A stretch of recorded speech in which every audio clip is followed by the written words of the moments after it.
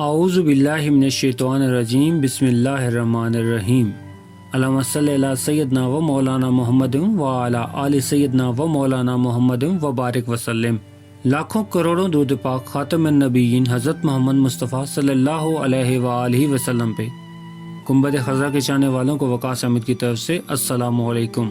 روایت ہے کہ حضرت داؤد علیہ السلام کی قوم کے 70,000 آدمی عقبہ کے پاس سمندر کے کنارے ایلیا نامی گاؤں میں رہتے تھے، اور یہ لوگ بڑی فراخی اور خوشحالی کی زندگی بسر کر رہے تھے۔ اللہ تعالیٰ نے ان لوگوں کا اس طرح امتحان لیا کہ ہفتے کے دن مچھلی کا شکار ان پہ حرام فرما دیا اور ہفتے کے باقی دنوں میں شکار حلال فرما دیا، مگر اس طرح ان لوگوں کو آزمائش میں بھی مبتلا فرمایا کہ ہفتے کے دن بے شمار مچھلیاں آتی تھیں اور دوسرے دنوں میں نہیں آتی تھیں۔ تو شیطان نے جو ان لوگوں کو یہ ہیلا بتایا کہ سمندر سے کچھ نالیاں نکال کے خشکی میں چند حوض بنا لو، اور جب ہفتے کے دن ان نالیوں کے ذریعے مچھلیاں حوض میں آ جائیں تو نالیوں کو منہ بند کر دو، اور اس دن شکار نہ کرو بلکہ دوسرے دن آسانی کے ساتھ ان مچھلیوں کو پکڑ لو۔ ان لوگوں کو یہ شیطانی ہیلا بازی پسند آ گئی، اور ان لوگوں نے سوچا کہ جب مچھلیاں نالیوں اور حوضوں میں مقید ہوں گی تو یہ ان کا شکار ہو گیا، تو ہفتے کے دن کا شکار کرنا پایا جو کہ ان کے لیے حرام تھا۔ اس موقع پہ ان یہودیوں کے 3 گروہ بن گئے۔ کچھ لوگ ایسے تھے جو شکار کے اس شیطانی ہیلا سے منع کرتے رہے اور نزار و بیزار ہو کے شکار سے باز رہے، اور کچھ لوگ اس کام کو دل سے برا جان کے خاموش رہے۔ دوسروں کو منع نہ کرتے تھے بلکہ منع کرنے والوں کو یہ کہتے تھے، تم لوگ ایک ایسی قوم کو کیوں نصیحت کرتے ہو جنہیں اللہ تعالیٰ ہلاک کرنے والا یا سخت عذاب دینے والا ہے۔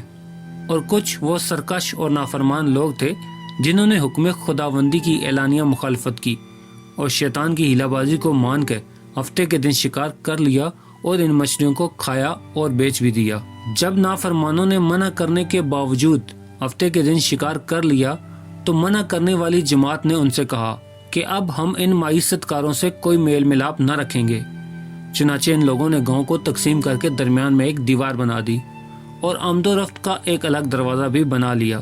حضرت داؤد علیہ السلام نے غضبناک ہو کر شکار کرنے والوں پہ لعنت فرمائی۔ اس کا اثر یہ ہوا کہ ایک دن خطا کاروں میں سے کوئی بھی باہر نہ نکلا، تو انہیں دیکھنے کے لیے کچھ لوگ دیوار پہ چڑھ گئے تو کیا دیکھا کہ وہ سب بندروں کی طرح صورت میں مسخ ہو گئے ہیں۔ اب لوگ ان مجرموں کا دروازہ کھول کے اندر داخل ہوئے تو وہ بندر اپنے رشتہ داروں کو پہچانتے تھے۔ وہ ان کے پاس آ کے ان کے کپڑوں کو سونگھتے اور زاروں قطار روتے، مگر لوگ ان بندر بن جانے والوں کو نہیں پہچانتے تھے۔ ان بندر بن جانے والوں کی تعداد 12,000 تھی۔ یہ سب لوگ 3 دن تک زندہ رہے اور اس درمیان میں کچھ بھی کھا پی نہ سکے، بلکہ یوں ہی بھوک کے پیاسے سب کے سب ہلاک ہو گئے۔ شکار سے منع کرنے والا گروہ ہلاکت سے سلامت رہا، اور صحیح قول یہ ہے کہ دل سے برا جان کے خاموش رہنے والوں کو بھی اللہ تعالیٰ نے ہلاکت سے بچا لیا۔ اس واقعے کا اجمالی بیان سورہ بقرہ کی آیت نمبر 65 میں ہے۔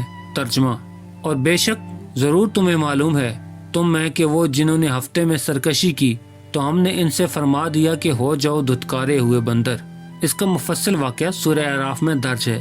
اور ان سے حال پوچھو اس بستی کا کہ دریا کنارے تھی، جب وہ ہفتے کے بارے میں حد سے بڑھے، جب ہفتے کے دن ان کی مچھلیاں پانی پہ تیرتی ان کے سامنے آتی، جو دن ہفتے کا نہ ہوتا نہ آتی۔ اس طرح ہم انہیں آزماتے تھے ان کی بے حکمی کے سبب۔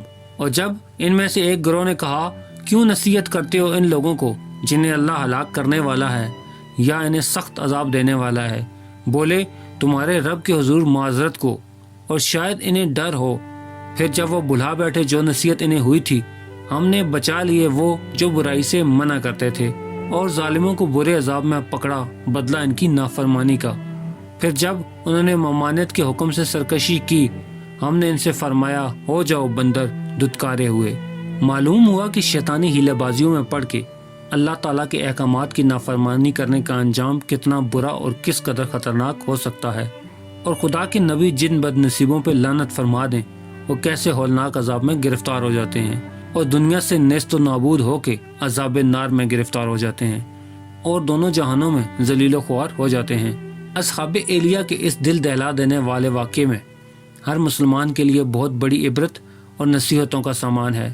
کاش اس واقعے سے مسلمانوں کے قلوب میں خوف خداوندی کی لہر پیدا ہو جائے اور وہ اللہ رسول اللہ صلی اللہ علیہ وآلہ وسلم کی نافرمانیوں کی پگڈنڈی سے بھٹکنے سے منہ موڑ کے صراط مستقیم کی شاہراہ پہ چل پڑے اور دونوں جہانوں کی سربلندیوں سے سرفراز ہو کے اعزاز و کرام کے ساتھ سلطنت کے تاجدار بنے۔